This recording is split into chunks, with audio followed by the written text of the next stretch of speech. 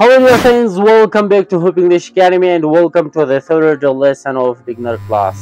Hope to be fine everyone. Bismillahir Rahmanir Rahim. Assalamu alaikum warahmatullahi wabarakatuh. یو ځل بیا هوپ انګلیش اکیډمي ته ښه راغلاست. لکه څنګه چې موږ تاسو beginner class شروع کړی دی نو دغه beginner class نن دریم لیسن دریم درس دی. په دغه درس کې به موږ تاسو پر اف حروف باندې څو لغاتونه جوړو او دغه حروفو دغه لغاتونو په اړه باندې به موږ تاسو بحث کوو چې څنګه موږ تاسو کولی شو چې دا ووایو، څنګه موږ تاسو کولی شو چې د دې املا زده کړو، څنګه کولی شو چې دا حروف په صحیح طریقه سره په صحیح ډول سره باندې ولیکو. نو که چېرته زموږ پر یوټیوب چینل باندې نوي یاست زموږ یوټیوب چینل در سره سبسکرایب کړئ. که چېرته زموږ دا ویډیو پر فیسبوک پاڼه باندې ګورئ نو زموږ فیسبوک پاڼه در سره فالو کړئ تر څو پورې زموږ هره نوې ویډیو تر تاسو پورې ورسیږي. او که چېرته مو دغه ویډیو خوښه شوه نو د ملګرو سره ضرور شیر کړئ. راځم دلته یو لغت لیکم چې په اول سر کې ای وي. څنګه کولی شو چې دغه لغات ولولو او باقیمانده حروف هم د املا په طور سره د ریډینګ په طور سره موږ تاسو پریکټیس ورباندې کوو. نو راځم دلته یو لغت لیکم.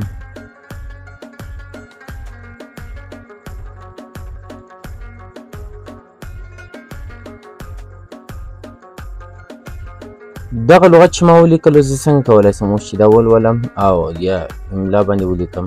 راځم به اول به مثلا د هر حروفو دو حروفو ته د هر لغت دو حروفو ته درې حروفو ته به زه فکر کوم او د هغه اوازونه به تعقیبوم. د هغه په څیر باندې به موږ تاسو حروف لیکو او که چېرته حروف لیکل سوي نو د هغو لپاره به موږ تاسو اوازونه انتخابوو تر څو پورې زموږ او ستاسو ریډینګ صحیح شي.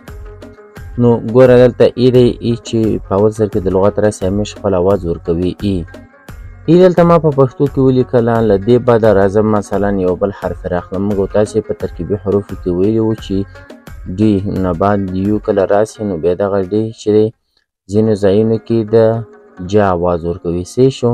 د جیم په څیر باندې اواز ورکوي او دغه یو چې دی د او غوندې اواز ورکوي د واو. راځم دلته لیکم.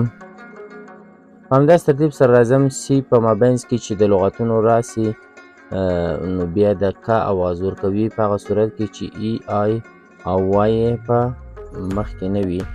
نو دلته سی د کا اواز ورکوي. دا د ای لپاره شو او دلته دغه ترکیبي حروف دي. صحیح شو. هر کله چې ټي آی او ان راسي دا چې راځي شن. په ترکیبي حروفو کې ما تاسو تکرار کړي وو. کوم هغه ویډیو نه وي کتلي کولی شئ چې هغه ویډیو زموږ پر یوټیوب چینل باندې وګورئ. په 0 کلاس کې پرته ده. نو دغه اوس لغت موږ به تاسو څنګه ویلی شو. ګوره ایجو تر دې ځای پورې ایجو راغی او دا کې دا شن. صحیح شو. ایجوکیشن. په دغه ترتیب سره هر لغت هر جمله داسې ویلی شي. راځم بل لغت ته.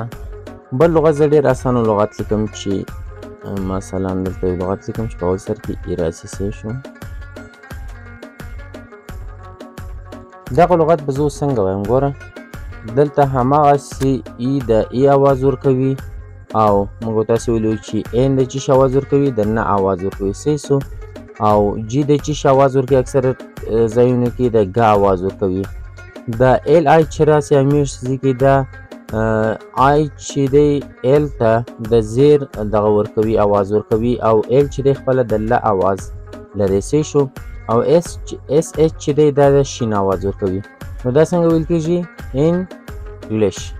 انګلیش. صحیح شو. په دغه ترتیب سره راځو په پښتو کې هم لیکو.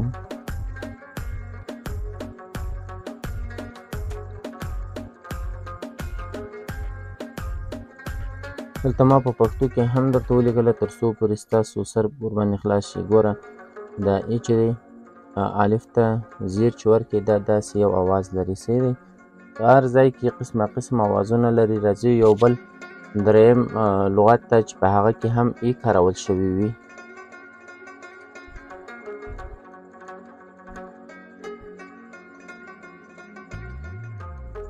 دا لغت به زه څنګه وایم په هماغه څیر سره. ګوره ای دلته خپل اواز ورکوي.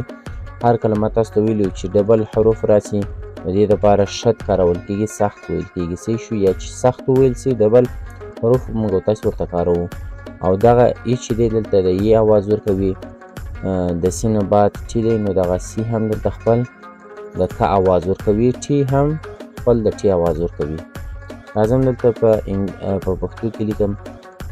ګوره ای اول دوه حروف لیکم،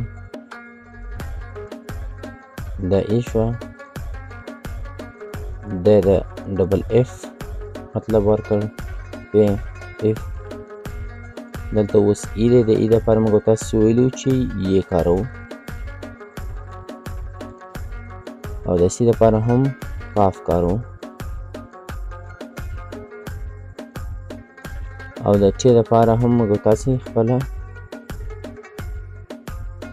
ټې کاروو. دا که زه اوس وایم څنګه به وایم ګوره، افیکټ افیکټ.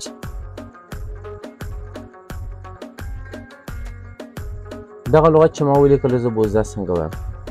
دلته راځم، اول چې د اف اواز دی د دې دپاره فی ورکوم سی شو، او آی چې دی په ځینو ځایونو کې ما درته ویل چې د زیر یا د یې اواز هم ورکوي. اکثره چې د جملو په منځ کې استفاده سي نو دغه دواړه اوازونه ورکوي. او این چې دی د نه اواز ورکوي، سی دی جی هم د ګ اواز ورکوي.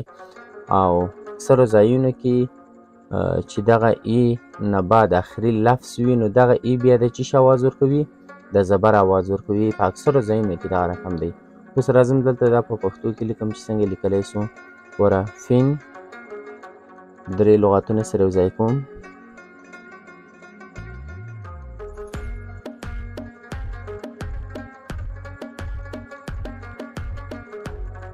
فین څه شو، دا فی دلته د زیر دغه ورکوي، د آی لپاره څه شو.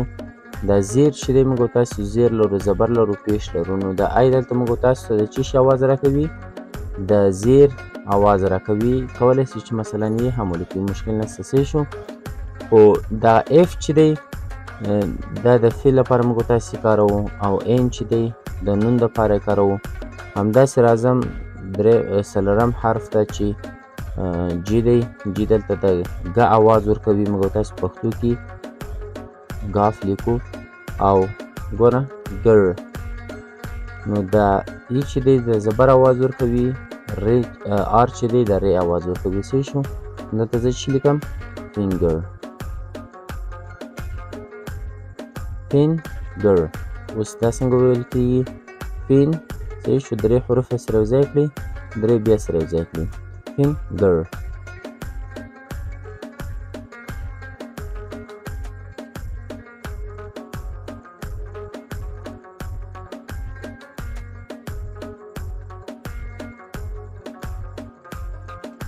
اف د فی اواز ورکوي، آی چې دی هم د زیر اواز ورکوي یا د ای اواز ورکوي. څه شو، موږ تاسو فرق نه کوم چې که شیده زیات وویل سي په هغه کې مطلب موږ تاسو یې لیکو، او چې په کوم ځای کې مثلا دا لغت یو لغت له بل لغت سره زر ټچ کېږي خو د زیر په ډول د یې په ډول باندې ویل کېږي، هغه لپاره موږ تاسو زیر هم کارولی شو.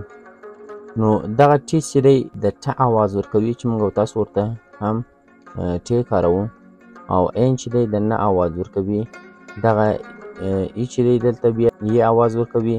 او دغه ډبل اس چې دی ګوره په هر ځای کې چې آخر د لغت کې وي او سخت وویل سي نو بیا دغه د یو اس پر ځای باندې موږ تاسو دوه اس لیکو چې د س اواز ورکوي.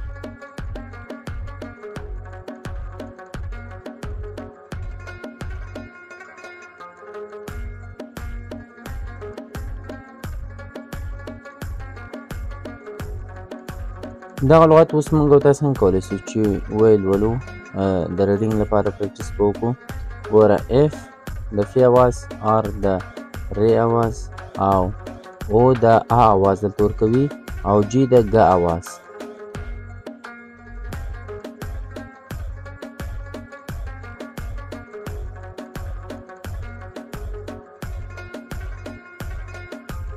فراغ فراغ په دغه ترتیب سره کولی شئ چې هر لغت هره جمله ولولئ، ویې لیکئ او املا یې هم زده کړئ.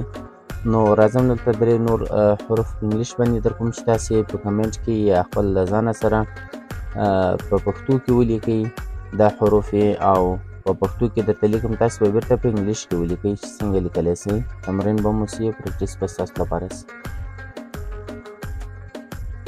دغه درې لغتونه چې ما درته لیکلي څه شو، دا په انګلیش باندې تاسو په پښتو کې دغه رقم تاسو سره ولیکئ. څه شو.